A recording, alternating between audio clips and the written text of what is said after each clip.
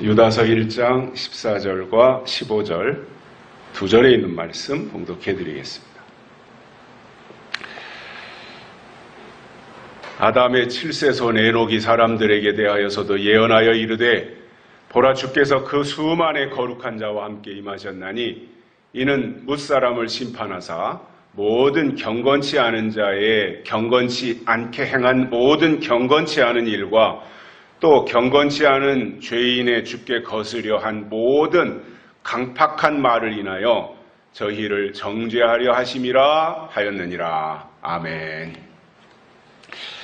어느새 반년이 지나고 7월로 접어들었는데 무더위와 씨름해야 되고 습기와 싸워야 되는 그러한 계절이 되었습니다.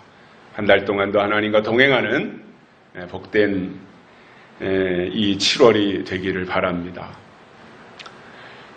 성경을 시대별로 구분을 한다면 구약은 4000년, 신약 2000년, 그리고 계시록에 나오는 천년왕국이 1000년입니다. 또 그때 그 쓰신 사람들도 보면 구약 창세기에 나오는 족장 시대에는 아브라함이나 이삭이나 야곱이나 이러한 사람들을 하나씩 불러서 족장으로 쓰셨고, 또 이스라엘 백성들이 출애굽을 할 때에는 모세를 불러서 출애굽과 광야를 통과할 수 있도록 사용하셨으며, 가나안 땅에 들어갈 때는 여호수아와 갈렙, 그리고 사사시대에는 사사들을 동원하셨고, 그리고 구약 성경에 가장 많이 나오는 사람들이 이제 선지자들인데 역할도 가장 많았고요. 그리고 그 선지자들이 활동하는 시대에는 16명의 대표 선수를 뽑아서 사용을 하셨습니다. 이것이 예수님이 초림하신 이후에는 신약을 시작하면서 하나님이 쓰신 사람이 120명입니다. 그리고 그들을 통해서 구약에 속한 사람들을 다 심판하셨습니다. 앞으로 하나님이 이제 신약을 끝내시고 새 시대로 전환할 때 하나님이 쓰시겠다고 작정하신 사람들이 14만 4천이고, 이들은 신약이라고 하는 은혜 시대를 하나님이 다 끝내면서 거기에 속해 있던, 그 시대에 속해 있던 사람들을 심판하는 목적으로 쓰시려고 계획하신 숫자가 바로 14만 4천입니다. 제가 지지난주엔가 큐티를 하면서도 14만 4천에 대한 설명을 했습니다. 14만 4천을 구원받는 숫자로 가면 그거는 사람들이 굉장히 오해를 하고 받아들이지 않습니다. 그래서 제가 계시록 14장 지지난주에 하면서 뭐라 그랬어요? 14만 4천은 어린 양과 함께 새 노래를 부를 사람들의 숫자다, 이렇게 말씀을 드렸어요. 그리고 오늘 제가 설명을 드리는 내용 중에 이 부분이지만 하나님이 쓰시려고 선택한 사람들의 숫자다 이겁니다. 그렇게 창세기 족장 시대부터 아브라함을 또는 이삭을, 야곱을, 모세를, 여호수아와 갈렙을, 선지자들을 또는 사사들을, 그리고 예수님 오시고 예수님 다음에 사도들을, 그리고 마지막에 14만 4천을 이렇게 연결시킬 때 그것은 구원의 수가 아니라 하나님이 쓰실 사람들의 숫자구나. 120문도를 그렇게 쓰셔서 새 시대를 이루시고 그들을 통해서 구시대를 청산하셨듯이 앞으로 하나님 14만 4천을 통해서 그러한 역할을 하시겠다고 하는 거구나. 이렇게 생각하는 거예요. 그렇게 받아들이는 것이 본인한테도 신앙적으로 유익하고 다른 사람들에게도 오해를 주지 않습니다. 그런데 대개 다 14만 4천을 이단들이 다 뭐라 그랬느냐? 구원받는 숫자라는 거예요. 그 숫자가 어디에 있느냐? 자기들한테 와야 된다는 거예요. 그렇게 하면 이제 성경의 의도와는 전혀 다른 것으로 삼천포로 빠져버리는 거죠. 성경에 보면 한 시대가 가면 한 시대가 온다 그랬습니다. 무슨 말이냐면 시작이 있으면 끝이 있다 그 말이에요. 모든 것은 다 그렇습니다. 시작한 날이 있으면 끝나는 날이 있어요. 출발점이 있으면 종착점이 있는 거예요. 근데 그 한 시대가 가고 한 시대가 오는 그 분기점에 심판이 있다라는 겁니다. 성경의 결론은 예수님의 재림인데, 재림과 함께 똑같이 중요한 것이 뭐예요? 재림하신 후에 심판이 있다라는 거예요. 하나님의 심판이 작정되어 있다라는 거예요. 그렇다면 무엇으로 심판하신다는 말인지, 누구를 심판하신다는 것인지, 어떻게 심판하신다는 것인지, 그리고 내가 심판당하지 않기 위해서는 어떻게 믿어야 된다는 것인지, 그것에 대해서 성경을 통해서 정리정돈을 하고 가야 되는 거잖아요. 그냥 구태의연하게 과거부터 내가 들어왔던 어떤 타성에 젖은 습관적 그러한 과거에 젖어 있는 그 신앙이 아니라, 이제 한 시대가 가고 한 시대가 오는 이 과도기에 어떻게 해야 내가 하나님의 뜻을 깨닫고, 어떻게 하나님의 말씀 안으로 들어가서 어떻게 하나님의 것을 내 안에 채울 수 있겠는가, 그것을 생각하며 믿음 생활해야 된다는 거지요. 그런데 문제는 오늘 이 시대가 수많은 교회들이 땅의 복은 말하면서 하늘의 복은 말하지 않는 거예요. 이뿐이 아닙니다. 사람들이요, 정상적으로 이제 사춘기를 지나고 청년기로 접어들고 이렇게 되면 이제 뭔가 지식이라고 하는 것이, 그 다음에 어떠한 법률 상식이라든가 이런 것들이 체계가 잡히거든요, 그 사람 속에. 그래서 당연히 알고 있는 게 뭐예요? 세상 법을 위반하면 처벌을 받는다, 이걸 알아요. 세상 사람들이 다 알아요. 법을 위반하면 처벌을 받는다, 이것을 알면서 하늘의 법을 지키지 않으면 심판을 당한다고 하는 것에 대해서 말하지 않다 보니까 심판이 뭔지 모르고 그냥 애매하게 신앙생활을 하고 있다는 겁니다. 그러다 보니 그들의 생각 속에 어떤 것이 파고 들어가 있어요? 세뇌교육을 당해가지고 믿기만 하면 구원받고 교회만 다니면 다 천국 간다, 이렇게 주입식 교육을 시킨 겁니다.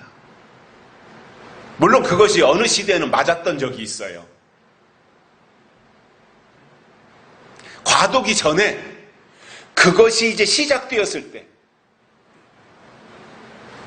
예수 그리스도의 십자가를 믿기만 하면, 예수 그리스도의 보혈의 공로를 믿기만 하면 그 자체로 천국 백성이 되고 구원의 반열에 서는 그 시대가, 그 법이 적용되던 시대가 있었어요. 그러나 예수님이 다시 오실 때는 거기에만 머물러 있는 것이 아니라 거기서 한 단계 더 성숙하고 장성해서 내가 하나님 앞에 어떠한 일을 해야 되고 어떠한 역할을 해야 되는가에 대해서 알고 신앙생활을 해야 되는데, 그런 것에 대해서 말하지 않다 보니까 하나님의 뜻과는 거리가 먼 교회 생활을 하고 있다는 겁니다. 하나님은 모든 사람이 다 구원받기를 원하십니다. 그러나 그렇다고 해서 아무나 다 구원하신다는 말은 아닌 겁니다. 하나님의 마음은 모든 사람이 다 구원받기를 원하신다는 것, 그러나 아무나 다 구원하신다는 것은 아니다 말이죠. 무슨 말이냐면 하나님이 구원의 백성으로 부르시고 구원의 백성을 구별하실 때는 반드시 그때에 제시하는 하나님의 법이 있다는 거예요. 그래서 하나님이 제시해 주시는 법의 테두리 안에 들어와서 하나님의 법을 기억하고 하나님의 법을 지키는 그 사람들이 하나님의 뜻을 깨닫고 하나님이 예비하신 구원의 자리에 이르게 된다는 거예요. 그래서 우리가 신앙이 장성해야 되는 이유가 뭐냐면 장성해야 그분의 뜻과 그분의 법을 알 수 있기 때문에 그런 겁니다. 그래서 심판이라고 하는 것은 하나님의 뜻대로 믿었느냐, 아니면 자기 방식대로 믿었느냐. 이것을 가려내가지고 상을 주실 자에게는 상을 주시고 벌을 줄 자에게는 벌을 주시겠다라고 하는 이것이 성경이 설명하는 심판인 겁니다. 그래서 오늘은 이 본문을 통해서 에녹이 심판받을 대상이 누구냐, 이거에 대해서 예언한 말씀을 가지고 세 가지를 깨닫고 은혜를 받겠습니다. 첫째로는 뭇사람이 심판을 받는다, 이렇게 설명하고 있습니다. 뭇사람. 여기서 이 뭇사람이라고 하는 것은 절대적 다수를 가리키는 말이에요. 대부분의 사람들이 여기에 다 포함되는 단어를 이렇게 뭇사람으로 표현을 하고 있습니다. 요한계시록에서 말씀하고 있는 최종 심판은 7 대접을 쏟는 거예요. 이게 6,000년 동안 이끌고 오신 모든 지구의 역사, 인류의 역사를 마무리하는 심판의 도구가 바로 7 대접을 쏟는 것인데, 이 7 대접은 어떻게 쏟으시느냐? 나팔의 단계를 거쳐서 대접으로 가더라는 거예요. 근데 나팔의 단계 중에서도 마지막 세 나팔이 있잖아요. 화가 있으리로다. 이 세 가지 속에 포함되어 있는데, 이 7 나팔이, 7 대접이 포함되어 있는데, 이 첫 번째 화가 5째 나팔, 두 번째 화가 6째 나팔, 세 번째 화가 7째 나팔로 7 대접을 쏟는 것은 7째 나팔 속에 포함되어져 있는데, 이것이 바로 심판에 대한 설명이더라는 거지요. 그래서 하나님께서는 마지막 때가 되면 예수님 초림하신 이후 진행이 되어 온, 2000년 동안 진행이 되어 온 은혜시대 또는 교회시대라고 하는 이 시대를 심판하시는데, 그것에 대한 설명이 바로 7 대접의 심판인 겁니다.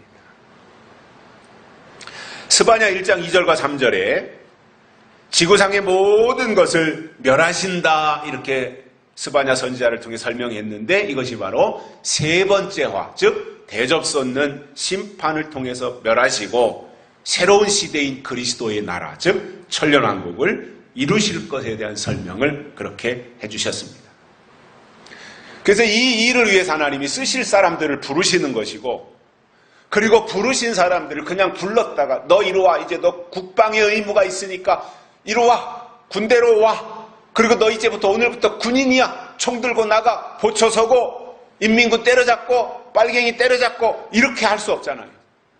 국가가 이제 이리 와, 너 국방의 의무를 하러 와 하고 국가가 불렀으면 어떻게 해야 돼요? 훈련을 시켜야 돼요. 그리고 훈련을 아주 강도 높게 시켜서 좋은 군인으로 만들어서 전선으로 투입하는 거예요. 제가 훈련소를 마치고 저는 8주 훈련을 받았는데, 논산훈련소로 가면 4주 받는데 저는 사단훈련소로 가는 바람에 8주를 받았어요. 그리고는 수색대에 차출을 당한 겁니다. 다 신분조에 다 하고, 뭐 이렇게 키도 커야 되고 이 체격도 좋아야 되고, 이런 모든 것을 심사를 했는데, 우리 중대가 100명이었는데 100명 중에 4명이 뽑혀서 수색대로 갔어요. 거기에는 유도대학교 유도 선수도 있었고요. 그래서 이제 딴 애들은 다 일반 보병 부대로 가는데, 우리 4명은 따로 이제 뽑혀가지고 수색대로 가기 위해서 찝차가 와가지고 특별히 우리를 싣고 이제 수색대로 들어가더라고요. 딱 들어가는데 뭐 정문에 해골바가지가 딱 그려져 있고, 그리고 거기 옆에 써있는 것이 지금도 기억나는 게 뭐냐면, 평소에 땀 한 방울, 전시에 피 한 방울, 이렇게 써있는 거예요. 평상시에 땀 한 방울이 전쟁터에서는 피 한 방울과 같다, 이거. 죽기 살기로 훈련받으라 이거잖아요. 살기 위해서는. 하나님도요, 부르시고는 그냥 전선에 투입하시는 것이 아니라 훈련시키십니다. 단련하시는 겁니다. 연단시키시는 것입니다. 그리고 나서 이마에다가 인을 쳐서 표시를 하시는 거예요. 너는 일반 100명이 훈련소로 왔지만 너는 나머지 96명과 달리 너는 사단장을 지키는 특수부대로 수색대로 너희 4명은 뽑혔다. 요 4명이 표시를 한 거예요. 하나님도 마지막 때 하나님이 쓰실 사람들을 표시하시는 거예요. 그게 뭐라는 거예요? 인을 쳐서 표시하신다 이거예요. 도장을 찍으신다 그 말입니다. 그래서 인이라고 하는 게 뭐냐? 하나님이 너는 내가 마지막 때 쓰려고 뽑아냈다라고 하는 것에 대해서 표시해요. 하나님이 인을 치신다고 하는 말이 뭐냐면 하나님이 쓰시겠다고 작정하신 사람들에 대해서 표시하는 거예요.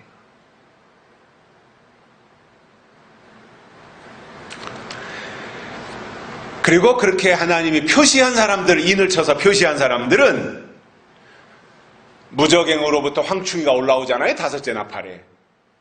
그래서 온 세상을 캄캄하게 흑암 가운데 영적으로 어두워지게 만드는 그 역할을 황충이가 나와서 할 때에 어두워지는 피해를 받지 아니하고 점점점 밝음 가운데로, 빛 가운데로 나가게 된다라는 겁니다. 그래서 하나님의 인맞은 종들이 하는 일이 있습니다. 그게 뭐냐면 다시 예언하는 일입니다. 즉 하나님이 하실 일을 만방을 향해서 선포하는 거예요. 다시 예언한다라는 말은 요한계시록이 그동안 봉해진 책으로 있었는데 하나님이 봉해진 책을 열어주셔서 드러내셨잖아요. 그것을 깨달은 사람들이 나가서 다시 예언한다.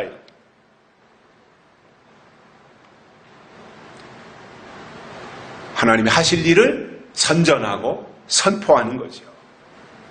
그러므로 우리가 하나님이 하실 일이 무엇인지를 안다면 인 막기 위해서 어디로 갑시다. 인 막기 위해서 누구를 쫓아갑시다. 이런 말을 할 수가 없다는 거예요. 진짜 하나님의 인이 뭔지 아는 사람은 그렇게 말할 수 없어요. 왜냐? 그게 아니기 때문에. 그게 아닌 것을 아는데 어떻게 그렇게 말할 수 있어요? 모르니까 그렇게 말하는 거죠. 인이 뭔지 모르니까 이리 와라, 나를 따르라 이렇게 말한다는 거예요. 정말로 인이 뭔지를 아는 사람들은 다시 예언하는 일에 사로잡히게 된다 그거예요. 사실상 인을 맞는다고 하는 것이 영적인 일이잖아요. 우리가 은혜 시대에 성령 받는 것도 영적인 일이잖아요. 우리가 거듭나는 것도 영적인 신비잖아요. 영적인 일들을 하나님의 사람으로 구별되어지고 하나님의 일에 쓰임받는 이 신비한 하나님과의 영적 연합이 이루어지는 이 일에 어디로 가는 장소가 뭐가 중요하고 오히려 어디에 있든지 하나님의 마지막 뜻을 성경을 통해서 깨닫고 그것을 가지고 사람들에게 다시 예언하는 그 일이 더 중요한 일이라는 겁니다. 그래서 구약에서 선지서를 기록했던 선지자들은 다 예언자들입니다. 선지자들은 다 예언자였어요. 선지서는 다 예언서예요. 그래서 구약에서는 이사야 선지자에서부터 말라기까지 16명의 선지자들이 나오고요.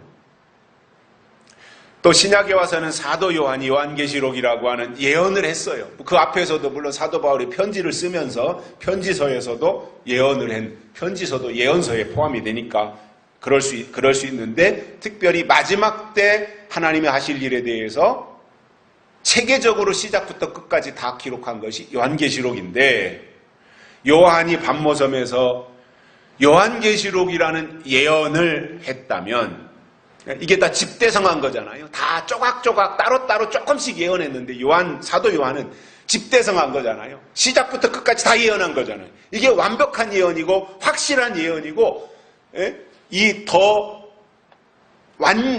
완전한 이 예언이 바로 요한계시록인데, 그렇다면 설교자들은 지나간 일만 말할 것이 아니라 앞으로 하나님이 하실 일이 무엇인지를 선포해야 한다 이겁니다. 이게 선지자의 사명인 겁니다. 하실 일을 말해야 돼요. 즉 예언을 해야 예언자이고 예언자가 되어야 선지자가 된다라는 거죠. 근데 제가 저도 그렇게 뛰어나게 잘하는 거 없지만 제 관점에서 오늘 이 시대의 교회를 볼 때 교회의 가장 핵심 가치를 예언의 말씀에다가 둬야 되는데 오늘 이 시대의 교회 안에 예언이 없다라는 겁니다.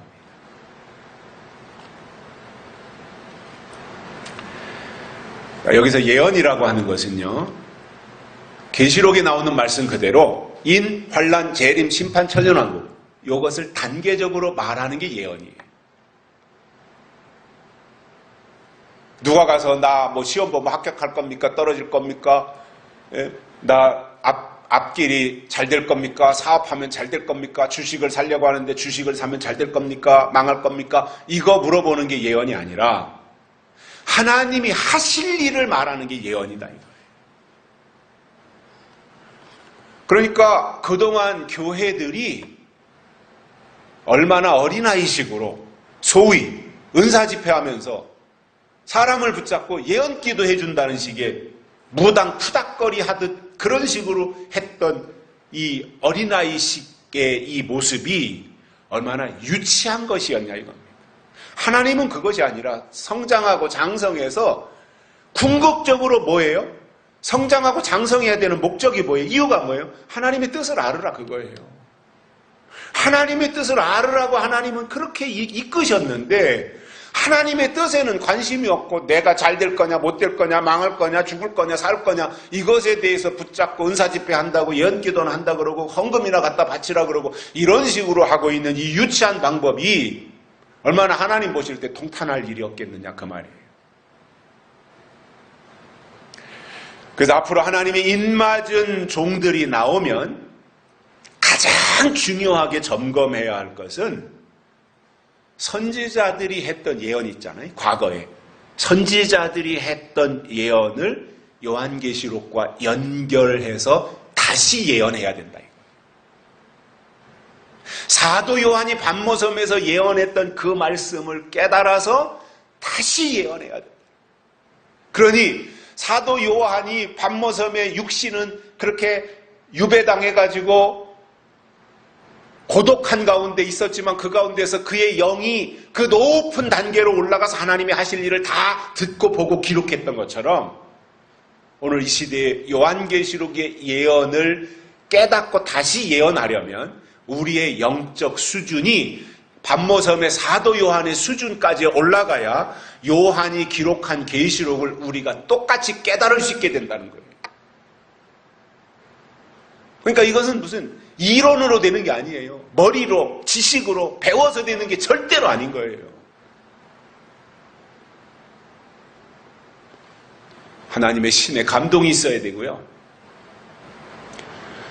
그리고 점점 우리의 믿음의 고도가 높아져서 하나님의 뜻을 깨닫고 분별하는 단계로 나아가야 된다는 거예요. 그래서 하실 일을 예언하는 단계로 나가느냐 아니면 지나간 사건만을 가지고 설교하느냐 이것만 보면 결론은 나오는 겁니다. 하실 일을 말하느냐 하신 일을 말하느냐 이거예요. 될 일을 말하느냐 된 일을 말하느냐 이거는 비교가 되지 않을 정도로 엄청난 차이가 있는 거예요. 오늘 시대에 우리에게 예언이 필요한 이유가 있습니다. 예언이 있어야 그 말씀을 듣고 영이 살아나기 때문입니다. 예언의 말씀을 들어야 그것이 하나님의 뜻에 속한 것이기 때문에 그 말씀을 듣는 자가 살아나는 거예요. 때가 지나간 거 들었다고 해서 살아가는, 이미 때가 지나간 것은 나하고 관련이 없을 수 있어요. 이미 과거의 사건이에요. 그 단계를 거쳐왔어요.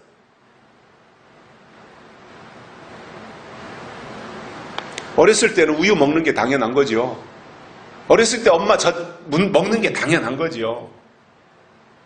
그런데 10살, 15살, 20살이 되도록 맨날 우유만 먹으려고 그러고 밥을 먹을 생각도 하지 않고 이 시래기라든가 이 단단한 음식에 대해서 전혀 관심이 없고 맨날 우유나 달라고 그러고 엄마한테 젖이나 달라고 한다면 어디다 쓰겠습니까? 저는 영적으로도요, 신앙생활을 처음 출발할 때는 예수님의 십자가 앞에 가서 보혈의 공로로 우리가 죄 씻음 받고 거기서 젖을 먹어야 되고 부드러운 음식을 먹어야 되는 초등학문에 있어야 되는 게 맞아요. 근데 맨날 거기만 있으면 그건 문제가 되는 거예요. 왜 우리를 초등학문 가운데로, 왜 우리를 십자가 앞으로 인도하셨느냐? 거기만 머물러 있으라는 것이 아니라 거기서 다시 시작해서 점진적으로 하나님의 뜻을 향해서 나가라고 십자가 앞으로 우리를 부르셨다 그겁니다. 그런데 나아가고 진행해서 하나님의 뜻을 깨달으려는 데서는 관심이 없고 그냥 십자가 앞에만 머물러 있고 나는 십자가만 있으면 된다고 한다면 하나님의 의도에 반하는 게 될 수 있다는 거죠.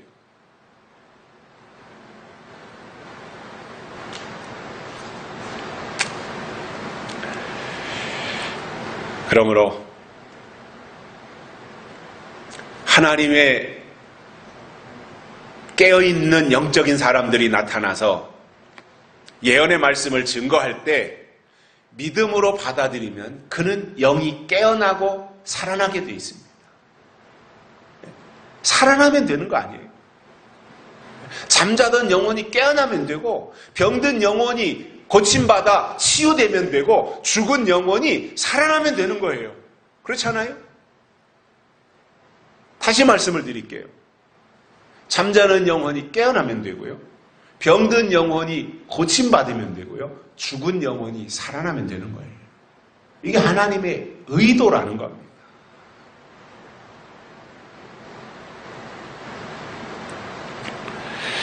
그런데 새롭게 제시하시는 예언, 즉 하나님이 하실 일에 대해서 거절하면 바리새인들처럼 심판을 당하고 마는 겁니다.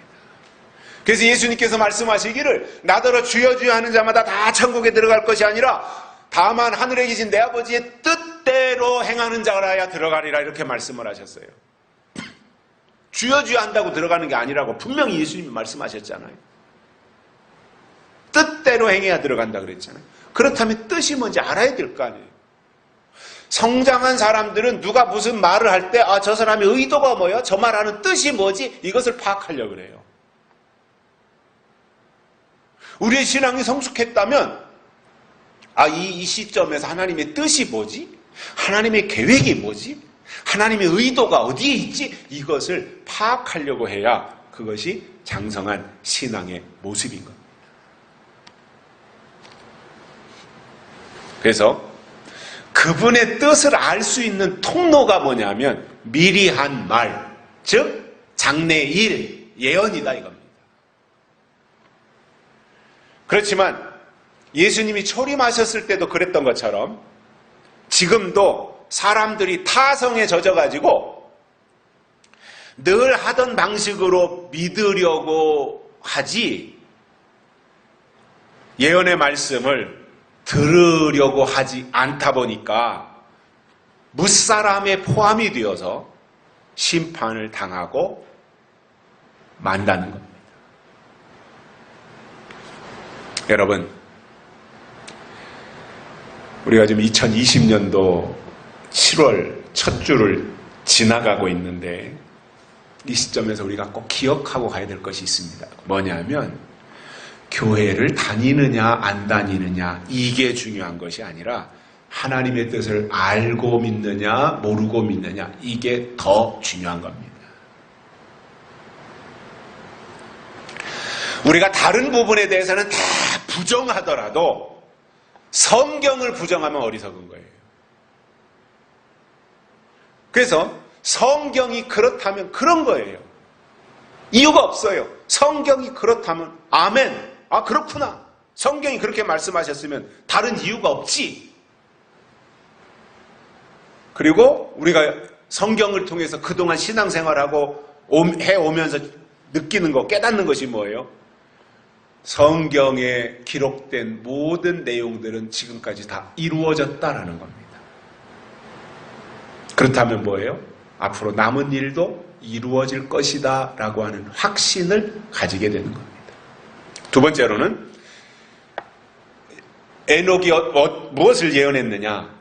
심판을 예언했는데, 두 번째가 뭐냐면 경건치 않은 일을 심판하시겠다 이렇게 말씀하셨어요. 자, 여기서 경건치 않은 일이라고 하는 것이 뭐냐면은 뜻이 뭔지 모르고 자기 마음대로 하는 거예요. 제멋대로 하는 거예요. 여러분, 신하가 왕의 뜻을 모르고 함부로 말하거나 함부로 행동한다면 신하가 돼가지고 그건 뭐예요? 불경죄가 되는 거예요. 불경죄. 하나님 앞에서도 똑같습니다. 그래서 경건치 않은 자들은 시대가 바뀔 때 바뀌는 줄을 모르는 것이고, 계시록을 통해서 예언의 말씀을 전파할 때 그 말씀을 받아들이지 않는 것으로 나타나며, 인을 치실 때 인이 뭔지 모르는 것이 경건치 않은 자들의 증거인 것입니다. 하나님은 때를 따라 일하시는데, 이것은 마치 1년의 농사로 볼 때 봄에 씨앗을 뿌리는 파종을 하고 가을에 그것을 다 이제 거두어들이는 수확을 하잖아요. 그런데 보면 봄에 씨를 뿌릴 때 사용하는 농기구가 있고 가을에 수확할 때 사용하는 농기구가 있어요. 달라요. 큰 틀에서 보면 그냥 농기구예요. 농기구. 아, 농사 짓는 데 쓰는 장비야 이것은, 이렇게 말할 수 있는데, 구체적으로 들어가 보면 봄에는 씨를 뿌려야 되니까 손에다가 잡고 이렇게 까작까작하면서 씨를 뿌려야 되는, 씨를 심어야 되는 거기에 사용하는 것이 호미가 동원된다면, 가을에는 그것을 다 거둬들이고 수확해야 되니까 낫과 도리깨가 필요한 거예요. 그렇다면 농부의 입장에서 볼 때 봄, 여름, 가을, 겨울 이게 4계절이 있는 걸 농부가 다 아는데, 농부의 입장에서는 때가 바뀌었으면 농사 짓는 농기구, 때가 바뀐 것을 알면 농사 짓는 데 필요한 장비를 바꾸어 가지는 것이 현명한 농부지, 그거에 대해서 전혀 모른 채 봄에도 호미, 여름에도 호미, 가을에도 호미나 들고, 나 지금 연장 들고 있잖아, 나 농기구 들고 있잖아, 이렇게 말한다면 호미 가지고 어떻게 추수를 할 수 있습니까? 심는 데 필요한 장비가 있었다면 거두는 데 필요한 장비가 따로 있는 거죠. 그러나 그 모든 게 다 1년 농사에 동원되고 사용되는 거예요. 다 협력한 거예요. 봄에 호미가 동원되지 않았으면 가을에 수확하는 데 어려움이 있을 거 아니에요? 그러나 호미는 봄에 씨 뿌릴 때 사용하고 역할이 끝난 거예요. 그리고 가을에 가서 수확할 때면은 수확하는 데 필요한 거, 봄에는 사용 안 했던 그 도리깨를 창고에서 끄집어내다가 그것을 동원해서 수확하는 데 쓰는 거예요. 추수하는 데 사용한단 말입니다. 그런데 그것을 분간을 못한다면 농부의 자격 없는 거지요. 일꾼의 자격 없는 거지요. 계절도 모르고, 지금 내가 무엇을 가지고 농사를 져야 되는지, 내가 지금 무엇을 손에 잡고 있어야 되는지 모른다면 농부의 자격 없는 거지요. 다시골에서 봄에 씨앗을 심을 때도 그렇고 가을에 수확할 때도 그렇고 품앗이를 하지요. 오늘은 이 집에 가서 내가 일 도와주고 내일은 저 사람이 우리 집에 와서 일 도와주고, 그 봄에 밭에 콩을 심고 무슨 이런저런 파종을 할 때에도 동네 사람들이 모여서 우리 집 일을 다 해주고 또 내 일은 저 집에 다 동원돼서 저 집 일을 다 해주고 봄에 그렇게 해놓고 가을이 되면 또 가을에도 똑같이 저 사람들이 우리 집에 와서 우리 일 도와주고 우리가 저 집에 가서 저 집 일 도와주고 근데 일꾼이라고 해서 왔는데 봄에 호미 들고 왔을 때는 아무 일 없었는데 뭐 당연한 거니까 가을에도 호미 들고 왔다면 그 사람은 쫓겨나지요. 일하러 왔어. 무슨 방해꾼으로 온 거야. 도대체 어떻게 된 거야? 성경 말로 한다면 그게 바로 불법이다라는 거예요. 그때 필요한 것이 손에 잡혀 있어야 되는데 아니 때가 한참 지나간 봄에 쓰던 거를 가을에 들고 그것 가지고 추수하겠다고 왔으니 그게 농부의 불법이지 않습니까?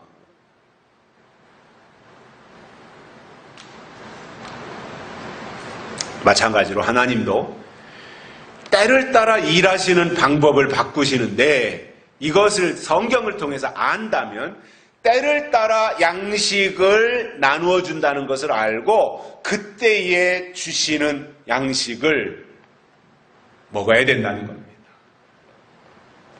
그런데 여기서 경건치 않은 일이라고 하는 것은 때를 모르고 법을 모르면서 하나님이 하신 일은 아는데 하실 일에 대해서는 전혀 알지 못하고 관심이 없는 상태. 이것이 경건치 않은 일입니다. 우리의 신앙은요, 신앙의 연조가 쌓여갈수록 점점 더 경건해지는 거예요. 즉, 우리 속에 하나님의 뜻이 점점 더 채워지는 것이다. 그래서 몇 주 전에 말씀드린 것처럼 하나님 앞에서 경건은 야고보서 1장 27절에서 말씀하는 것처럼 고아와 과부를 환난 중에 돌보는 것과 자기를 지켜 세속에 물들지 않게 하는 이것이 참된 경건이라고 성경은 설명을 해주고 있습니다. 세 번째로는 강팍한 말을 시판하신다 이렇게 말씀했습니다. 자, 여러분, 저는 성경을 보면서 그런 생각을 해봅니다. 뭐 이런 사람 저런 사람 다양한 사람들이 성경에 많이 등장을 하잖아요. 그런데 가장 강팍한 사람이 누구였을까를 볼 때 저는 바로 왕이었다 이렇게 생각을 합니다. 성경도 그렇게 표현해요. 강팍하다고. 그런데 이 바로 왕의 강팍함이라는 것은 뭐냐면 하나님의 뜻을 알지 못한 거예요. 그래서 모세가 어느 날 바로 왕 앞에 찾아가가지고 내 백성을 이제는 놔줘라. 내가 이 내 백성들 히브리 민족들을 데리고 고국으로 돌아가겠다. 돌려보내달라. 이렇게 요청을 하는데 바로가 허락을 하지 않습니다. 그래서 임한 것이 10가지 재앙이었던 거죠. 그 자체가 하나님이 모세를 보내가지고 지금 하나님의 계획을 말하고 하나님의 뜻을 말하고 어떻게 해야 된다라고 하는 것을 모세를 통해서 바로 왕에게 설명했는데도 불구하고 바로는 NO! 하고 거절했어요. 이것이 바로 강팍함이라고 성경은 설명을 해주고 있는데 이것에 대해서 예수님께서도 마태복음에서 설명한 내용이 있습니다. 4종류의 밭이 나오잖아요. 길가와 같은 밭, 돌짝과 같은 밭, 가시덤불과 같은 밭, 좋은 밭 이러한 것에 대해서 예수님도 설명을 하신 것을 우리가 성경을 통해서 보는데 길가와 같은 밭은 사람들이 밟고 다니고 자동차가 밟고 다니고 그래서 똑같은 흙이고 똑같은 땅인데 거기는 다져지고 다져져서 아주 딱딱하게 굳은 땅 거기에는 씨가 떨어져도 싹도 나올 수 없는 이 단단한 길가와 같은 굳은 마음이 강팍한 마음인데 바로가 바로 그랬다라는 거예요. 잠언에도 나오는 것처럼 사람이요 입으로 복록을 누린다 그랬어요. 강팍한 사람의 마음에서 강팍한 말이 나오는데 강팍한 말에 무슨 복이 깃들겠습니까? 그래서 입으로 복록을 누린다고 했듯이 저는 사람이 여러 가지 처세도 잘해야 되고 행동도 잘해야 되고 하지만 무엇보다도 사람은 말을 잘 해야 된다 이렇게 생각을 해요. 잘 말해야 된다 그런 생각을 하게 되는데 지금은 돌아가셨습니다마는 제 고모가 제 아버지 위입니다. 아버지보다 4살 많으신 고모가 제가 이제 청년 때 한 번씩 고모 댁에 가면 뭐 이런저런 장난질도 치고 뭐 농담도 하고 그러잖아요. 거기에 있는 또래 사람들 만나고 친구들 만나고 하면 그러면 고모가 밥상에 앉아가지고 밥 먹으면서 그런 얘기를 하세요. 사람은 입으로 복록을 누린다. 즉 말을 잘해야 된다. 그 말씀을 하시는 거예요. 그리고는 한참 지나서 성경을 보다 보니까 잠언에 그런 내용이 다 기록이 되어 있더라고요. 그래서 무슨 얘기냐면 사람은요 입이 복을 받아야 그 사람이 복을 받아요. 입이 복을 받는다는 것은 뭐예요? 말이 복을 받아야 사람이 복을 받는 거예요.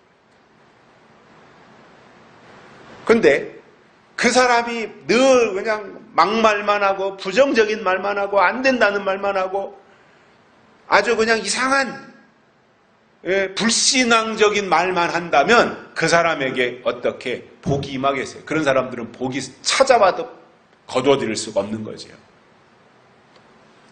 우리 말을 잘해야 되는데 부드러운 말 또는 온유한 말 또는 겸손한 말을 해야 하고 하나님의 뜻을 말해야 되고 하나님이 하실 일에 대해서 조목조목 말할 수 있도록 준비된 심령이 좋은 밭이고 이 강팍하지 않은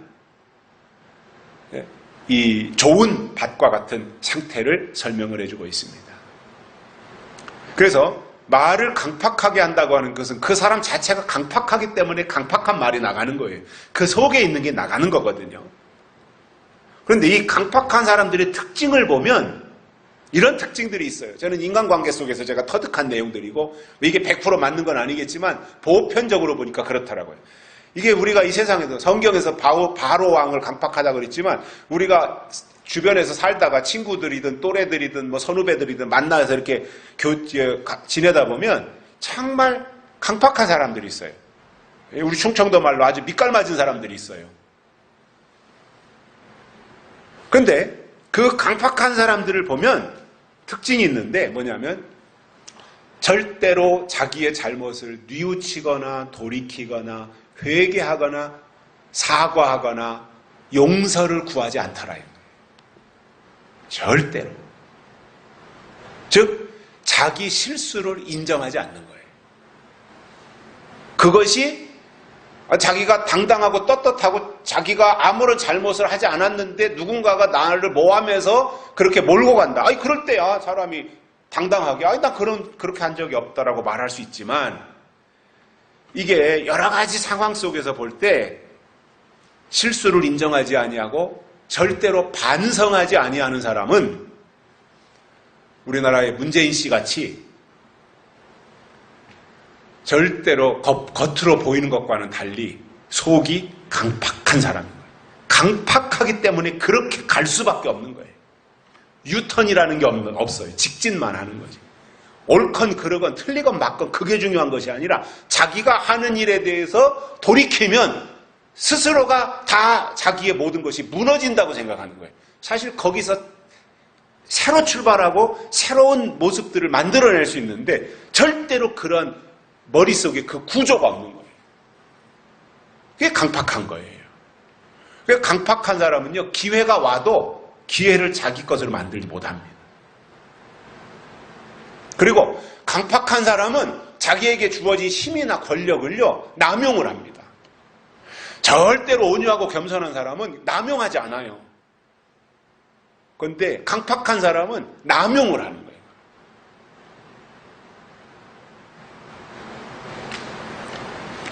그리고 강팍한 사람은 시대의 흐름을 읽지 못하기 때문에 절대로 새로운 것을 받아들이지 않습니다.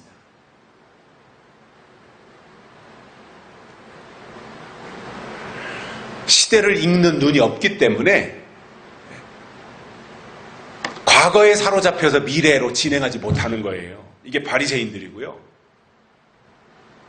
오늘 이 시대에 교회가 자칫하면 이렇게 될 수 있고요. 우리나라의 정권이 그렇고요. 주사파들이 다 그런 사람들이지 않아요.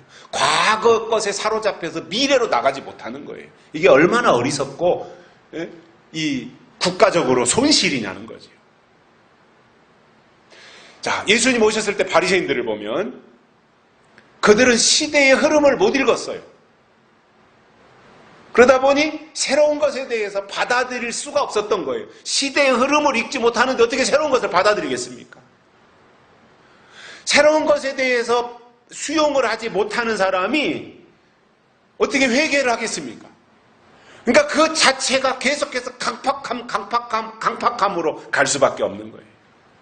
이런 사람들에게 새로운 것이 나오겠어요? 이런 사람들이 영적인 것들이 자리 잡겠습니까? 저는 이렇게 살아오면서 느낀 것이 있습니다. 뭐냐면 사람은 유연해야 된다라는 생각을 해요. 유연해야 된다. 네. 유연한 사람이 새로운 것을 받아들일 수 있어요. 유연한 사람이 새로운 것을 말할 수 있어요. 저는 시대를 바꿔놓는 사람들은 유연성이 탁월한 사람들이었다라고 봐요. 그들의 사고가 유연하니까 먼저 새로운 것을 지식으로 습득했던 거예요. 바리새인들 속에 없는 부분이 베드로에게 있었던 겁니다. 야고보에게 있었던 겁니다. 저는 그것이 사고의 유연함이었다라고 봅니다. 그러니까 새로운 것을 받아들이고 인정할 수가 있었던 거예요. 자세히 알든 모르든 그건 다음 일이고 일단 새로운 것에 대한 수용, 이것이 가능할 수 있었던 겁니다.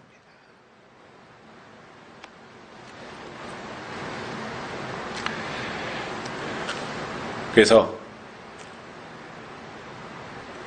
강팍한 사람은 무엇보다 이 사고, 생각 자체가 경직되어 있기 때문에 절대로 새로운 것을 받아들이지 못하고 앞으로 나가지 못합니다. 제자리만 지키고 있는 거예요. 그냥 자기 자리만 지키고 있는 거예요. 하나님은 앞서가시는데 이 사람은 자기 자리만 지키고 있으면 하나님과의 격차가 점점 멀어지는 거죠. 그게 바로 후퇴하는 겁니다. 그 사람 입장에서는 후퇴 안 하는 거예요.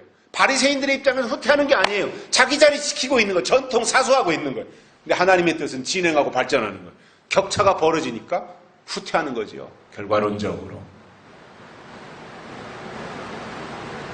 그렇다면 우리가 하나님을 만난 사람들로서, 그리고 하나님의 뜻과 하나님의 법을 아는 사람들로서 먼저 말이 달라져야 된다. 강팍한 말을 하지 말고 하나님의 것을 말해야 되고, 약속에 대해서 말해야 되고, 영에 대해서, 진리에 대해서, 예언에 대해서 말할 수 있어야 된다. 이것이 유연한 사람이다라는 거예요. 저도 운동을 굉장히 좋아합니다마는 운동선수들에게 참 중요한 것이 있습니다. 운동선수들에게. 자, 운동선수는 뭐 손흥민이처럼 공을 잘 차야 되고 박찬호처럼 야구공을 잘 던져야 되고 이제 그런 것으로 생각하는데, 물론 그래야 되지만 선수가 골을 넣어야 되고 공을 잘 던져야 되고 홈런을 쳐야 되고, 그런데 그 전에 선수는요, 제일 중요한 게 뭐냐면 몸에서 힘을 빼는 게 더 중요하다. 그런데 선수들이 그게 그렇게 힘들답니다. 몸에서 힘을 빼는 게 그렇게 힘들대요. 예를 들어서 야구에서 투수가 공을 던지잖아요. 어깨에 힘이 들어가면 스트라이크 존으로 공이 절대 안 갑니다. 공이 다 빗나가 버립니다. 엉뚱한 것으로. 어깨에 힘이 잔뜩 들어가 버리면 공이 엉뚱한 곳으로 가요. 축구선수가 공을 차는데 무릎에 힘이 들어가고 다리에 힘이 들어가 버리면 공이 골대로 안 갑니다. 타자가 타석에 들어서서 야구방망이로 스윙을 하잖아요. 몸에 힘이 들어가면 절대로 홈런을 칠 수 없다는 거예요. 이건 스포츠 과학입니다. 그래서 코치가 늘 하는 얘기가 뭐냐, 야, 어깨에서 힘 빼. 너 몸에서 힘 빼. 힘 들어갔어. 힘 빼. 타석에 들어갈 때 너 욕심 가지고 들어가. 나 이번에 지금 이 말루 찬스인데가 내 앞에 왔는데 내가 여기서 그냥 안타 아니면 홈런이라도 쳐서 역전시켜야 된다. 말루 찬스가 쉽게 오는 게 아니야. 그러니까 몸에 힘이 잔뜩 들어가서 오면 그냥 힘껏 치려는 생각만 욕심껏 가득 차 있단 말이야. 코치가 보니까 힘이 들어가면 삼진아웃 당하거든요. 그러니까 밖에서 하는 얘기, 야, 너 힘 빼. 몸에서 힘 빼. 그러는 거예요.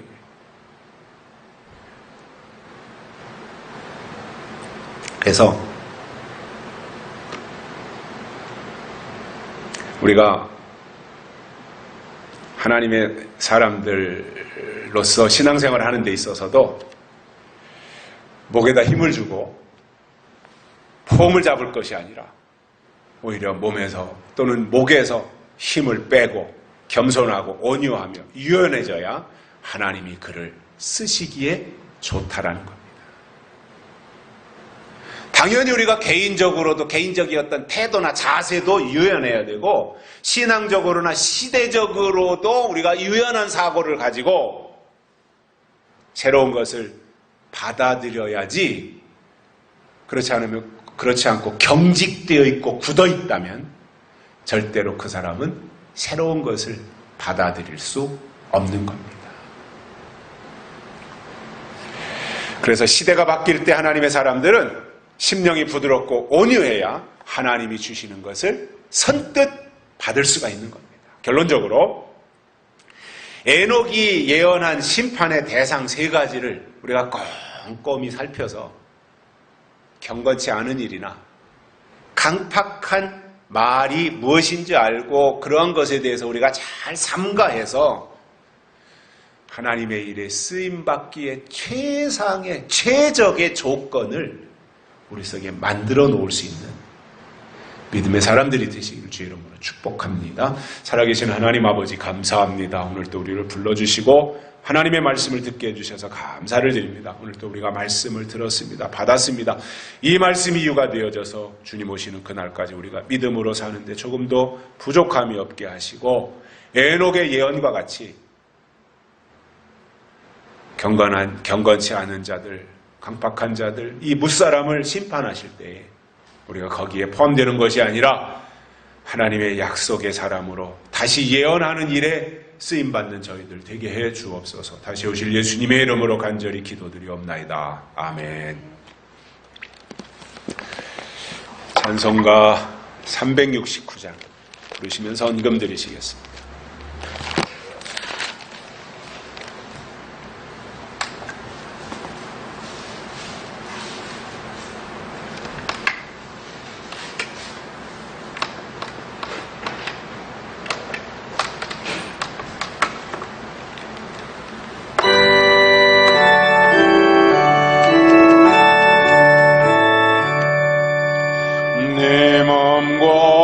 정성을 다하여서 주 너의 하나님을 사랑하라. 이를 아끼고 사랑하듯 형제